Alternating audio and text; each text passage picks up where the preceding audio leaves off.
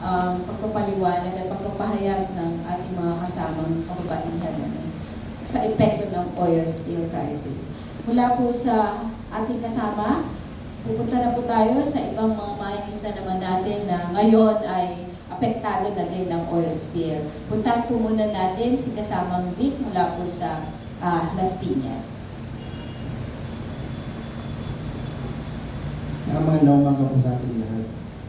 Totoo po talaga yan na yung oil spill na yan talagang maglilikha yan ng napakalaking perwisyo sa aming mga mangingisda. Lalo-lalo na po sa NCR, hindi lang mangingisda ang tanging pinagkukunan ng kinabuhay ng mga tao. Bakit po nandiyan yung mga tahungan po natin, yung talabaan. Na unang-una po yan, yung tahong at yung talaba, talagang hindi naman po yan nakakalamoy, talagang steady lang po siya. So talagang pag kinapitan siya ng langis, wala na. Kaya yan po talaga na dapat ma-action kagad ng ating pamahalaan. Sana naman yung mga taong maapektuhan, mabigyan man lang ng tulong. At bagkus pa nga dyan, di pa nga po tayo nakakaraos dun sa bagyong Karina na kung saan talagang pininsala yung mga mga structure ng mga mangisda. Ito naman yung bagong dagok sa mga mangisda.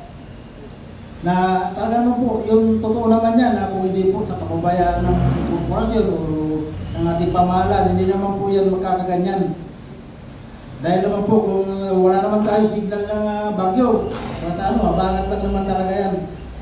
Na talagang pagka yan kumalat at di kagad action ng ating pamahalaan, talagang iikot-ikot lang yan sa buong Manila Bay.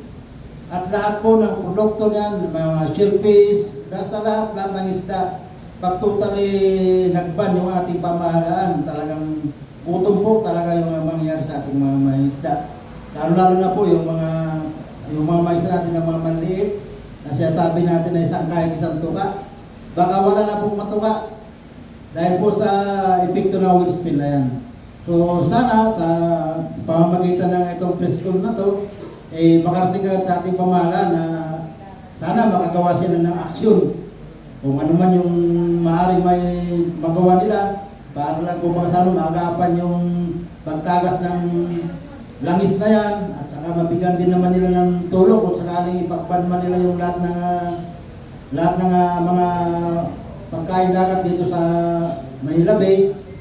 Sana maging makatotohanan yung maging tulong nila para sa mga mangisda.